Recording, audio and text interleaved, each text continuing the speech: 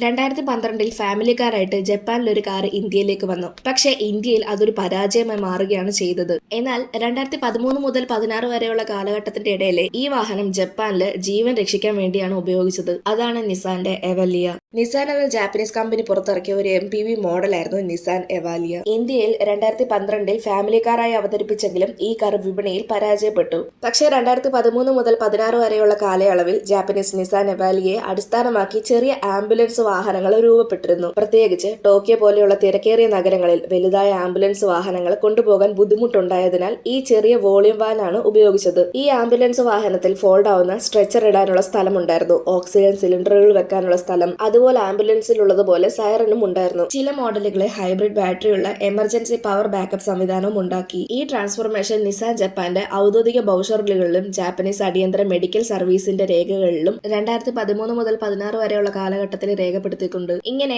ഇന്ത്യയിൽ പരാജയപ്പെട്ട 2012 നിസാൻ എവാലിയ ജാപ്പനീസിലെ 2013 മുതൽ 16 വരെയുള്ള ജീവൻ രക്ഷിക്കുന്ന വാഹനമായി മാറി. നിങ്ങൾക്ക് നിസാൻ കാറുകളിൽ ഏറ്റവും ഇഷ്ടമുള്ള കാർ ഏതാണെന്ന് കമന്റ് ചെയ്യ്. ഇതുപോലെയുള്ള കൂടുതൽ വീഡിയോസ് കാണാനായി ചാനൽ സബ്സ്ക്രൈബ് ചെയ്യാനും ഇൻസ്റ്റഗ്രാമിൽ ഫോളോ ചെയ്യാനും മറക്കല്ല്.